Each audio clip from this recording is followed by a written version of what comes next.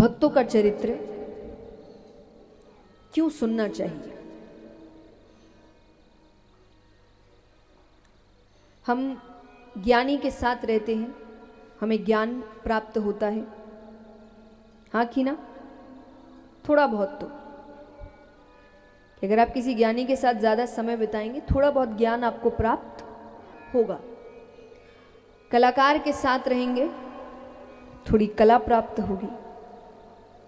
वैसे ही जब भक्तों के साथ रहते हैं तो भक्ति प्राप्त होती है। अब आज के समय में भक्त मिलते कम हैं,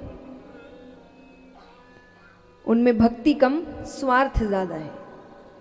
हम सब मनुष्य आज इतना स्वार्थी है कि भगवान उसका एक काम ना करे वो भगवान बदल ले, कि यहाँ काम नहीं बन रहा, कहीं और प्रसाद चढ़ाते हैं। ये तो हमारी भक्ति होके रखी है।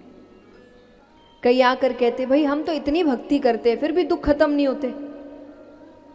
तो मेरा प्रश्न आपसे यही है, आप भक्ति इसीलिए करते हैं कि आपके दुख खत्म हो जाए? फिर तो मत करिए, क्योंकि अगर आप इतिहास उठाकर देखेंगे तो भगवान के भक्तों के जीवन में तो दुख ज्यादा आए हैं। इतने साधारण लोगों के जीवन में नहीं आए जितने भगवान के भक्तों के जीवन में आए। और सबसे ज्यादा तो परेशानी भक्ति करो तो परिवार को ही होती है, हाँ कि ना? वही व्यंग करने लग जाते हैं, अरे हमारे तो यही बड़े भक्त हैं भाई, अभी ये बड़े भक्त बनते फिर रहे हैं। और घर के युवा बच्चे भक्ति में पड़ जाए, पहले रिश्ते शुरू हो देखने कि उनको अलग डर लगा रहता है वैरागी ना बन जाए शादी करो।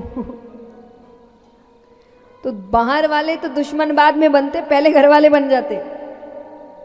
मीराबाई, उनको बाहर वालों ने ताने बाद में दिए, पहले तो घर वाले पागल हो गए थे।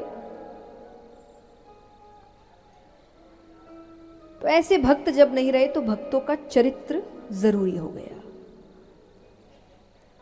तो भक्तों का चरित्र सुनने से भक्ति मिलती है। हमें जीवन में समझाया जाता है कि जो ईश्वर के भक्त हो जाते हैं ना, वो दुख में भी सुखी रहने लग जाते हैं। यही इसी की तो खोज में हम सब। वरना अगर आपको लग रहा है कि दुनिया बेहतर हो जाएगी तो देखिए, सुनने में बात कड़वी है, ये कभी नहीं होगा, कभी नहीं होगा। आज तक हुआ क्या? कब से सुनते आ रहे हैं ना, समय कुछ ना कुछ खराब हमेशा रहा है। और हमारे आपके समय छोड़िए, भगवान के समय रहा। हम हमारे आपके दुखी होने की बात कहते हैं, जिसने दुनिया बनाई वो यहां सुखी नहीं रहा। रहे भगवान सुखी यहां पर। और अगर आपको लगता है दुनिया वाले कब हमारे बारे में बात करना बंद करेंगे, अरे ईश्वर तो अपनी लीला करके चले गए तो लोग नहीं छोड़ रहे अभी तक उनको। कृष्ण ने ऐसे किया, राम जी ने, अरे भगवान ऊपर गएंगे, मैं चला गया। तो उनको जब लोगों ने नहीं छोड़ा, हमें छोड़ेंगे? पर भक्ति यही सिखाती है। अगर आज की भाषा में कहे ना, भक्ति आपको बेशरम बनाती है।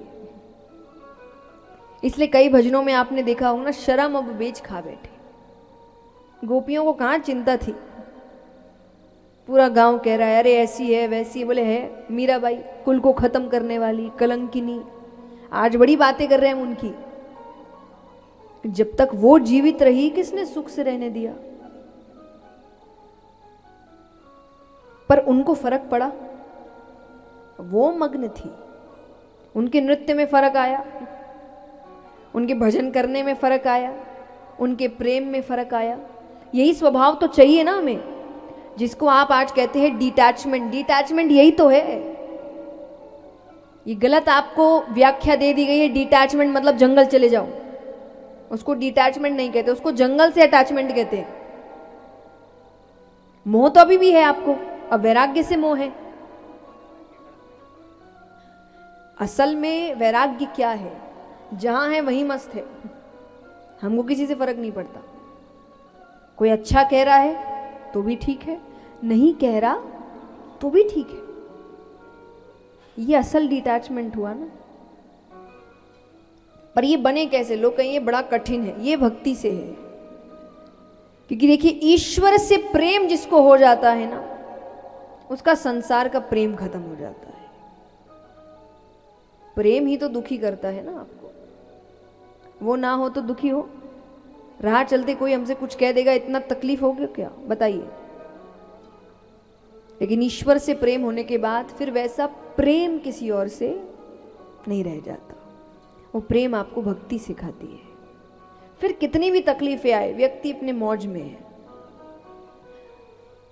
बाकी बोलने वाले जरूर दुखी हो सकते, अपना खून जला सकते, भक्त नहीं जलाता। तो ऐसा स्वभाव हो जाए तो कितना आनंद आए, बताइए। आएगा कि नहीं? आपको ऐसा स्वभाव हो जाए कि आपके सामने कोई बुराई पे बुराई करो और आप मुस्कुरा रहे और कुछ है तो बोलो, अपने मन का बाहर निकाल लो भाई, तुम दुखी मत रहो, हमें फर्क नहीं पड़ रहा, हम तो हंस रहे हैं। ऐसा स्वभाव हो जाए, कितना अच्छा जीवन हो जाए। ऐसा स्वभाव भक्तों का।